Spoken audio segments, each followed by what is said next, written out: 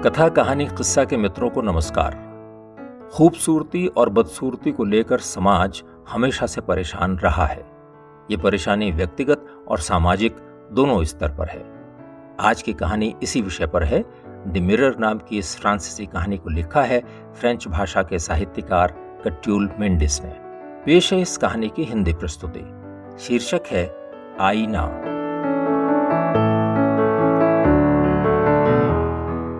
बात काफी पुरानी है। एक राज्य में आईने पर पूर्ण प्रतिबंध था।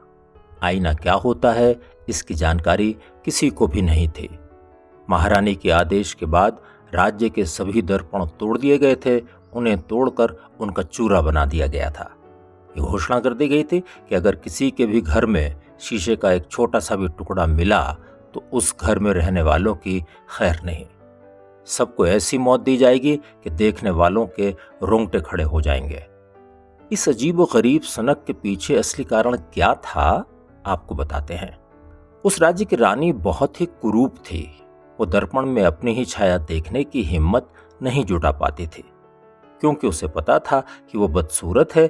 इसलिए वो ये सहन नहीं कर पाती थी कि कोई दूसरी महिला अपनी सुंदरता को निहार सके। अब आप कल्पना कर सकते हैं कि उस राज्य की जवान लड़कियां कितनी दुखी रहती थीं। सुंदर होने का फायदा ही क्या जब आप खुद को देखकर अपनी प्रशंसा ही न कर पाएं। ये हो सकता था कि ये महिलाएं तालाब या झील में खुद को देख लें। रानी इस बात को पहले ही समझ गई थी, इसलिए उसने इन सभी पानी के स्रोतों को एक दूसरे से जुड़े पत्थरों से पूरी तरह ढक दिया था। राज्य के कुओं से पानी निकाल दिया था और उनमें पानी इतनी गहराई में चला गया था कि उसकी सतह दिखाई ही नहीं देती थी। गहरे बर्तन भी पूरी तरह प्रतिबंधित थे, क्योंकि उनमें भी कोई अपनी छवि देख सकता था। स्थिति सच में बहुत निराशाजनक थी। खासतौर पर जवान सुंदर लड़कियां उदास रहा करती थीं। अन्य देशों की तरह उस देश में भी सुंदर लड़कियों और महिलाओं की कमी तो थी नहीं। रानी को इन महिलाओं से किसी भी तरह की कोई सहानुभूति नहीं थी। वो इस बात को सोचकर ही खुश होती थी कि जिस तरह शीशा होने से वो परेशान हो जाती है, उसी तरह ये महिलाएं शीशा न होने से दुखी हो जाएंगी। शहर के बाहर की तरफ एक जवान लड़की रहती थी जिसका नाम जेसिंटा था। वो अपनी हमउम्र लड़कियों की अपेक्षा अधिक खुश रहती थी। इसका कारण था उसका प्रेमी वेलेंटिनो। अगर कोई व्यक्ति यह सोचता है कि आप खूबसूरत हैं और वो इस बात को बार बार दोहराने का मौका भी नहीं चूकता, तो खुश रहने की वजह तो बनती ही है। कोई किसी की खूबसूरती की बात बार बार करे तो शीशे की जरूरत भी क्या है। वो लड़की अपने प्रेमी से पूछती, मुझे सच सच बताना, मेरी आंखों का रंग कैसा है। वेलेंटिनो जवाब में कहता, तुम्हारी आंखें ओस में भीगी हुई हल्के नीले रंग की हैं। लड़की का अगला सवाल होता, मेरी त्वचा बहुत काले रंग की तो नहीं है ना। लड़का उसकी सुंदरता का बखान करता हुआ कहता, नहीं नहीं, तुम्हारा माथा ताजी बर्फ से भी अधिक सफेद है और तुम्हारे गाल गुलाब के फूल जैसे गुलाबी हैं। मेरे होंठ कैसे हैं? लड़की पूछती। उसका प्रेमी कहता, तुम्हारे लाल होंठों के आगे तो चेरी भी पीली दिखाई देती है। लड़की की उत्सुकता बढ़ जाती, मेरे दांतों के बारे में तुम क्या कहोगे? लड़के का जवाब होता, तुम्हारे दांतों के आगे तो सफेद चावल भी पानी भरते हैं। लड़की पूछती, मेरे कान कैसे हैं? क्या उनकी वजह से मुझे शर्मिंदा होना चाहिए? उसका प्रेमी वेलेंटिनो मजाक में जवाब देता, हाँ, अगर तुम्हें अपने काले घुंघराले बालों के बीच गुलाबी सीप के जैसे दिखने वाले कानों पर शर्म आती है, तब मैं और क्या कहूं। वो हमेशा इसी तरह की प्यार भरी बातें करते रहते। जेसिंटा खुशी से पगला जाती। वेलेंटिनो की प्यारी बातें उसके दिल की गहराइयों से निकलती थीं और अपनी प्रशंसा में कही गई बातें सुनकर लड़की खुश हो जाती। लड़का लड़की को खुश देखता तो प्रसन्नता से भर जाता। उनका प्यार हर दिन और गहरा और मजबूत होता जा रहा था। और फिर एक दिन वेलेंटिनो ने जेसिंटा से शादी के लिए कहा। लड़की इस प्रस्ताव से बहुत खुश हुई और शर्मा गई। उसके चेहरे पर लाली उभर आई। दुर्भाग्य से उनकी खुशियों की खबर दुष्ट रानी तक भी जा पहुंची। रानी को तो खुशी ही दूसरों को दुख पहुंचाकर मिलती थी। जेसिंटा से तो वो और भी गुस्सा थी, क्योंकि जेसिंटा की खूबसूरती के सब तरफ चर्चे थे। उनकी शादी के कुछ ही दिन पहले की बात है। एक दिन शाम को जेसिंटा फूलों की बगिया में घूम रही थी। तभी उसके पास भीख मांगने वाली एक बूढ़ी बदशक्ल महिला आई। जेसिंटा को देखते ही वो ऐसे उछल के पीछे हटी जैसे उसने कोई डरावनी चीज देख ली हो। वो चिल्लाकर बोली, हे भगवान, ये मैं क्या देख रही हूं? जेसिंटा आश्चर्य से उसे देखते हुए बोली, मोहतरमा, क्या बात है? आपने कौन सी भयानक चीज देख ली है? जरा मुझे भी तो उसके बारे में बताओ। वो बुढ़िया बोली, मैंने इससे बदसूरत और कोई चीज इस दुनिया में नहीं देखी है। जेसिंटा ने भोलेपन से जवाब दिया, तब तो मुझे पक्का विश्वास है आप मेरी तरफ नहीं देख रही हैं। बुढ़िया ने दुख भरी आवाज में कहा, मुझे बहुत दुख है बेटी, लेकिन मैं तुम्हारे ही बारे में बात कर रही हूं। इस दुनिया में आए हुए मुझे बहुत लंबा समय हो गया है, लेकिन मैंने अपनी पूरी जिंदगी में तुम्हारे जैसी भद्दी कोई और महिला नहीं देखी है। क्या? जेसिंटा आश्चर्य से चिल्लाई, क्या मैं सचमुच में बहुत बदसूरत हूं? बुढ़िया ने जवाब में कहा, मैं जितना वर्णन कर पा रही हूं तुम उससे भी 100 गुना ज्यादा बदसूरत हो। जेसिंटा रुआंसी होकर बोली, लेकिन मेरी आंखें? अरे वो तो धुंधले और गंदे से सलेटी रंग की हैं, लेकिन चलो उनसे काम चल जाता, लेकिन तुम्हारी आंखों में जो भैंगापन है उसका क्या किया जाए? जेसिंटा ने पूछा। और मेरी त्वचा का रंग? बुढ़िया बोली, त्वचा? ऐसा लगता है किसी ने कोयले का चूरा बनाकर तुम्हारे माथे और चेहरे पर रगड़ दिया हो। जेसिंटा ने पूछा, और मेरा मुंह? इस पर बुढ़िया ने मुंह बनाते हुए कहा, तुम्हारे मुंह को देखकर तो ऐसा लगता है जैसे वो कोई मुरझाया हुआ फूल हो। जेसिंटा ने फिर पूछा, क्या मेरे दांत भी अच्छे नहीं हैं? बुढ़िया ने जवाब में कहा, अगर दांतों का बड़ा बड़ा और पीला पीला होना ही उनकी सुंदरता है, तब तो तुम्हारे दांत सुंदर ही कहे जाएंगे। कम से कम मेरे कान तो। जेसिंटा को आखिरी झटका देते हुए उस बुढ़िया ने कहा, कान? इतने बड़े बड़े लाल और भद्दे कान तो मैंने आज तक देखे ही नहीं। तुम्हारे उलझे हुए बालों में गांठें पड़ी हुई हैं और उनके नीचे से झांकते ये कान। ओह, मैं खुद बहुत खूबसूरत महिला नहीं हूं, लेकिन मेरे कान इस तरह के होते तो मैं तो शर्म के मारे मर ही जाती। इस तरह रानी की सिखाई हुई बातों को दोहराकर वो बुढ़िया डगमगाते हुए वहां से चली गई। उसकी कर्कश हंसी देर तक गूंजती रही। बेचारी आंसुओं में डूबी हुई दुखी जेसिंटा वहीं सेब के पेड़ के नीचे गिर पड़ी। जेसिंटा का दिमाग अचानक से सामने आ गए इस दुख से खुद को बाहर ही नहीं निकाल पा रहा था।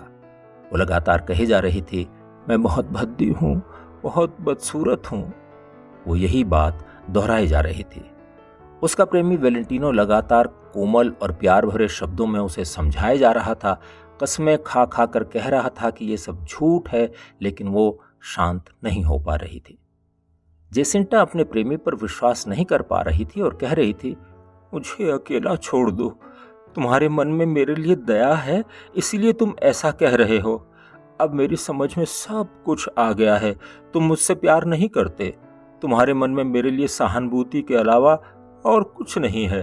वह गरीब औरत आखिर मुझसे झूठ क्यों बोलेगी? ये बात एकदम सही है। मैं सच में ही बदसूरत हूँ। मुझे यही बात समझ नहीं आ रही है कि तुम मुझे सहन क्यों कर रहे हो।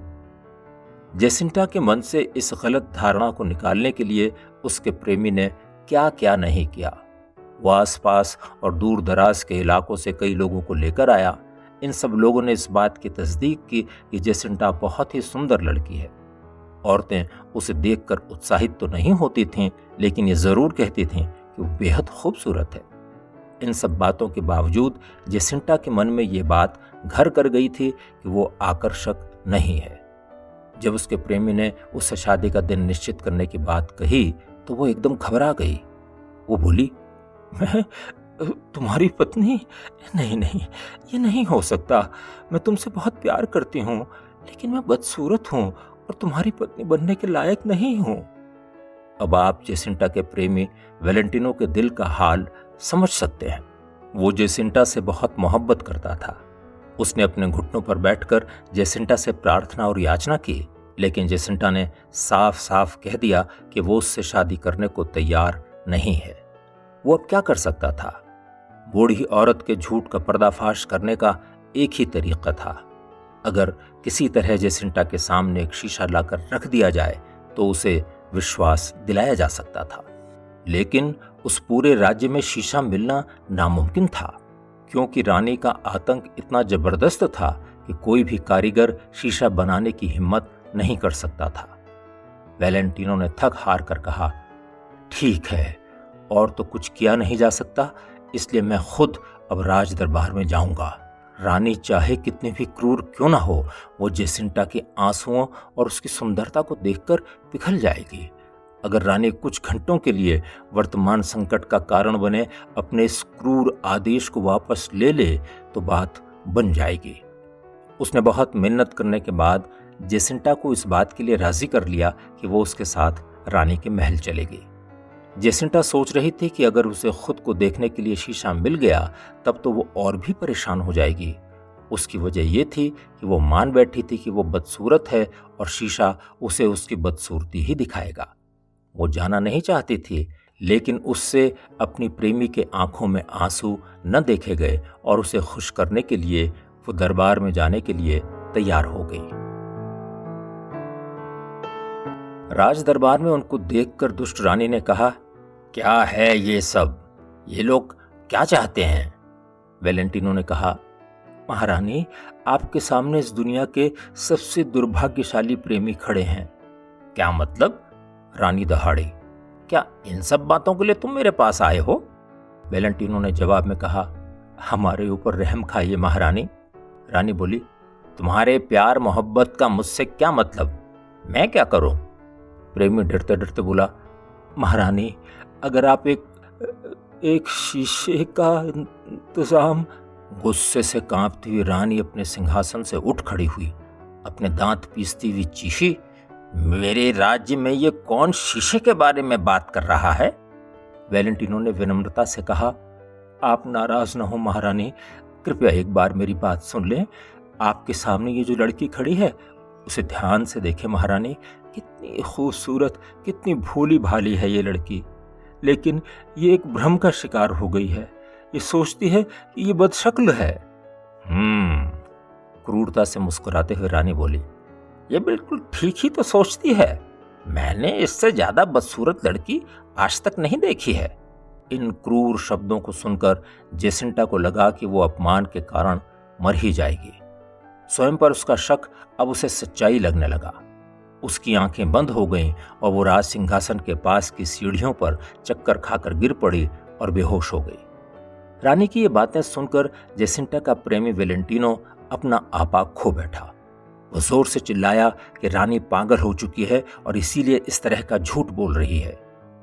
पहरेदारों ने तुरंत उसे गिरफ्तार कर लिया।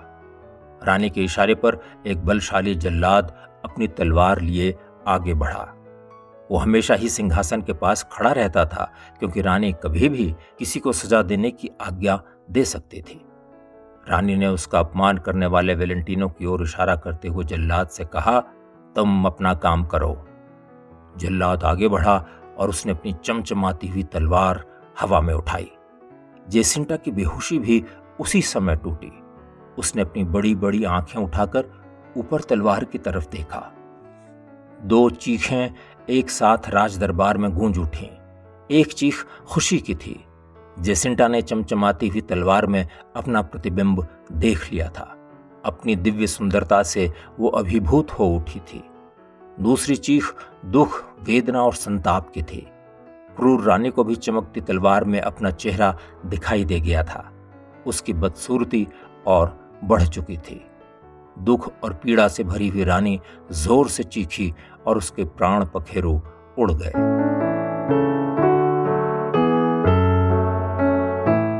आईना। अभी आप फ्रेंच कथाकार कट्यूल मेंडिस की फ्रेंच कहानी द मिरर की ये हिंदी प्रस्तुति सुन रहे थे। अगर आप लेखक के बारे में और जानकारी चाहते हैं तो डिस्क्रिप्शन में देख सकते हैं। कहानी आपको अच्छी लगी हो तो उसे लाइक करें, शेयर करें और हमारे चैनल को सब्सक्राइब भी करें। जल्दी मिलते हैं एक और नई कहानी के साथ। नमस्कार।